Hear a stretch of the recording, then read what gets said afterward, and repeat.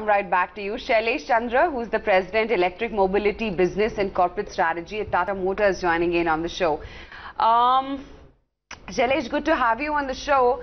A 10,000 crore rupee corpus for the industry. How big is the opportunity, would you say? And does it provide a launch pad for the EV mission for you to now just take off?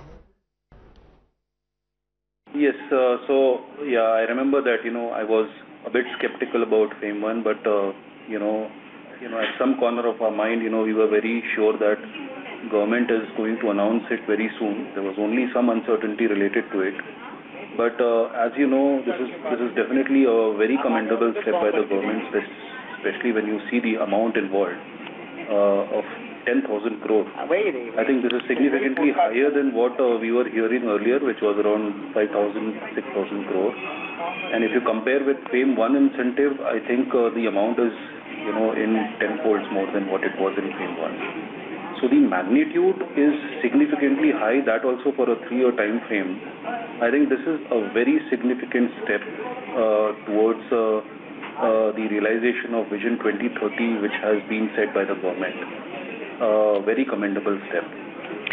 It is also important to note that it not only talks about demand incentives, but also goes beyond that, solving the other ecosystem issues, for example, charging infrastructure also.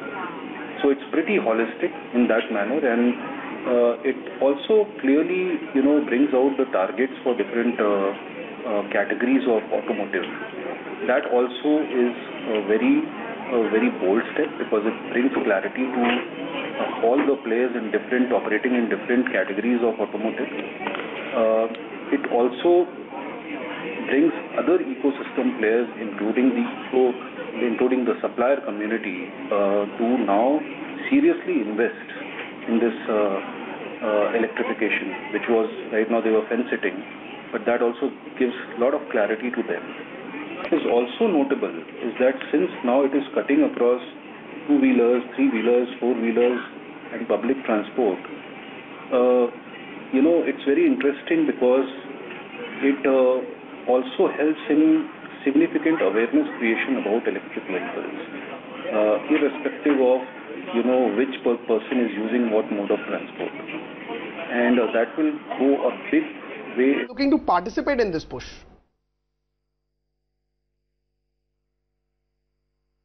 So as far as Tata Motors is concerned, we have been pretty clear, that we were not waiting for FAME incentive to come. It was only going to be seen as a support to further accelerate the journey of electrification, a journey which we have already embarked upon.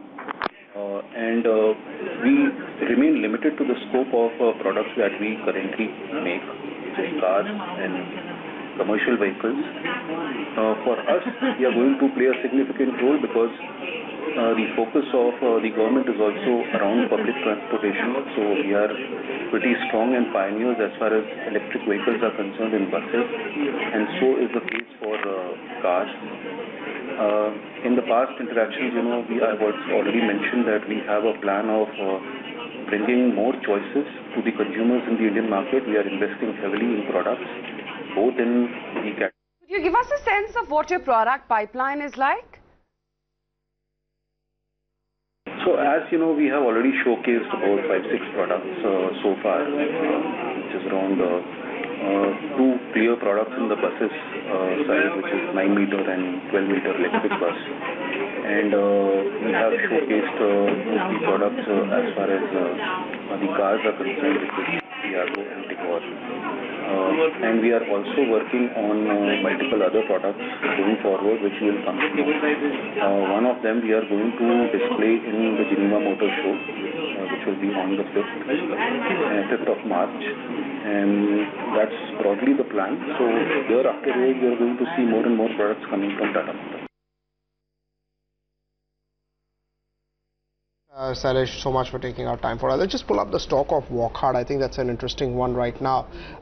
You've got a news flow regarding the prostate cancer drug, which I believe is Zetia. That's an interesting drug. It's a big drug that the company has. Not that, it changed the view for the company quite meaningfully, but definitely it's a big one. 6% higher right now for Wockhardt, 24 rupees higher. Let's wait and watch what comes into.